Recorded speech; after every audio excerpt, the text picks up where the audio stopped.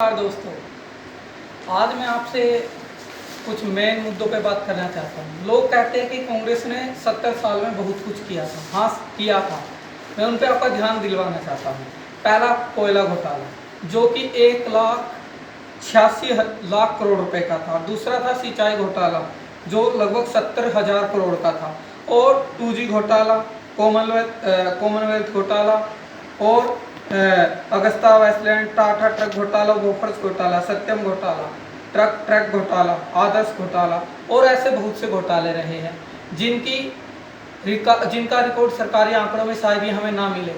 यहाँ ये किया है कांग्रेस ने, और कहते हैं कि कांग्रेस के राज में नौकरियां मिलती थी। भाई, मैं उन लोगों से पूछना चाहता हूँ जिनके घर में से नौकरी लगी है, तो कितने पैसे देके नौकरी लगे थे, वो मुझे इस चीज़ का जवाब दे। और मैं ये क्वेश्चन इसलिए पूछ रहा हूँ, बहुत से लोग कहते हैं कि मोदी ने क्या किया है इन 6-7 सालों में, मोदी ने क्या किया है। कोई महामारी आती है तो बोल के नहीं आती, वो हमें बताती है क्या पहले आने से पहले कि मैं आ रही हूँ और तुम पहले ये व्यवस्था करो। 6 साल में जो हुआ वो हम सब जानते हैं, और जो 70 साल में हुआ वो सब नहीं जानते, क्योंकि उस समय सोशल मीडिया नहीं थी और उसमें ना ही इतना न्यूज़ चैनलों का इतना प्रचार होता था।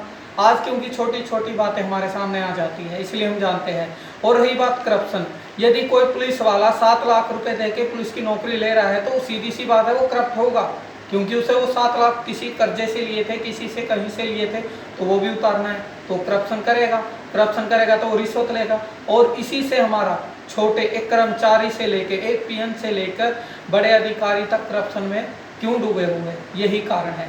कहते हैं कि कांग्रेस ने किया, हाँ कांग्रेस की, क्योंकि 6 सालों से कांग्रेस की दुकान बंद होगी। और मैं मुख्य किसी धर्म पे बातें नहीं करना चाहता, लेकिन फिर भी करना चाहूँगा, मुस्लिम धर्म पे।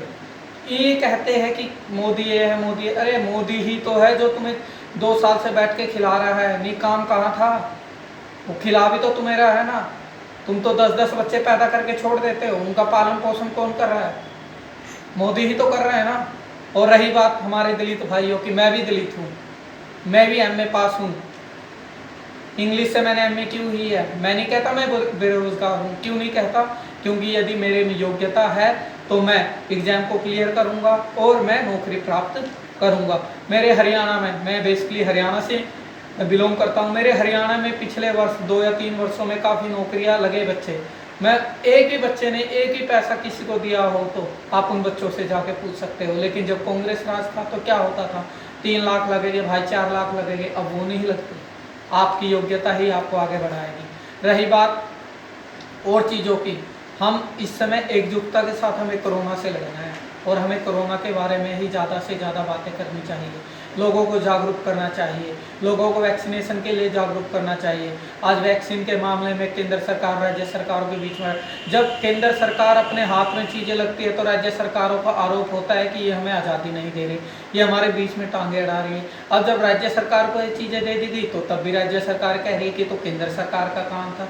यार, करे तो क्या करे केंद्र सरकार, कोई तो समझाए, किसी के पास जवाब नहीं होता। यहाँ राजनीति हो रही है, हम गरीब आदमी हैं जो पिस रहे हैं। क्योंकि भारतीय लोगों की एक आदत है, बहुत ही अच्छी आदत है, चाहे लोग मेरे को कुछ कहे, गालियाँ दे, कुछ भी कहे, या कोई मेरे पे केस करे, क्योंकि भारतीय लोग उन चीज़ों को ज़्यादा महत्व देते हैं जो उनके लिए ज़रूरी नहीं होती, जो चीज़ें ज़रूरी होती है उस पर ध्यान नहीं देते। और मैं बहुत से सोशल मीडिया पे देखता रहता हूँ चीज़ें कि मोदी ने क्या किया। मोदी ने बहुत कुछ कर दिया भाई। मोदी ने आज पाकिस्तान की बोलती बंद कर रखी है, चीन को पीछे हटने पे मजबूर कर दिया है, और पूरा विश्व हमारी सहायता के लिए तैयार रहता है। तो ये मोदी ही है जो कर पाया है, कोई और नहीं कर पाया है। मेरे को एक चीज़ आज तक समझ में नहीं आई, जो पार्टी देश के हित के लिए कार्य कर रही है उस पर तो तुम घोटाला, उस पर महंगाई बढ़ गई। महंगाई तो पहले बढ़ रही थी, आगे भी बढ़ेगी, कोई भी सरकार आए। आपकी मजदूरी भी तो बढ़ रही है ना। आप कहना क्या चाहते हो कि मोदी, क्योंकि वो गरीब है, एक गरीब तबके से बिलोंग करता है, संबंध रखता है, इसलिए आप उसके पीछे पड़े हुए। यदि वो गांधी परिवार से होता तो सभी लोग खुश थे। मैं तो इतना ही कहना चाहूँगा, आप उन घोटालों को याद करो जो इतने बड़े बड़े घोटाले हुए। यदि वो इतने घोटाले नहीं होते तो आज भारत पता नहीं कहाँ होता। जहाँ पे जो सरकार पूरे 5 वर्ष में एक मेडिकल कॉलेज बनवा के देती है, वो सरकार कहती है कि बनवा के क्या दिया है। कोरोना का भी हम यही कहना चाहेंगे, हम कोरोना की वजह से बहुत जागरूक हो गए कि आज हमारे देश में हेल्थ सिस्टम इतना सुदृढ़ होता जा रहा है, आज हमारे हॉस्पिटल बनते जा रहे हैं, आज हमारे ऑक्सीजन की चीज़ें हमारे लिए उपलब्ध हो गई है, हम कोरोना की वजह से भी हेल्थ सिस्टम में आगे बढ़ते जा रहे हैं। इसमें हम सभी सरकारों को, चाहे वो राज्य सरकारें हो या केंद्र सरकार हो, उनका धन्यवाद करना चाहिए। हमें राजनीति नहीं करनी चाहिए। रही बात पहले 70 साल वाली सरकार की, उस सरकार के बारे में सब जानते हैं क्या क्या घोटाले उन्होंने किए। यदि वो घोटाले ही नहीं करती तो क्यों हमें बीजेपी की ज़रूरत पड़ती, क्यों हम बीजेपी को वोट देते, हम कांग्रेस को ही वोट देते। भाई यहाँ पे इस समय बहुत सी राजनीतिक पार्टियों की दुकानें बंद हो गई है। एक संप्रदाय मुख्य है जो कांग्रेस, जिसे अपना वोट बैंक मानती है, आजकल उनकी कोई सुन नहीं रहा। ये कहते हैं ना कि हमारी सुन नहीं रहा, भाई सुन नहीं रहा तो 3 तलाक भी आपके लिए ही बनाया गया था ना, आपकी सेफ्टी के लिए। ठीक है, सारी चीज़ें आपकी सेफ्टी के लिए बनाई जा रही है।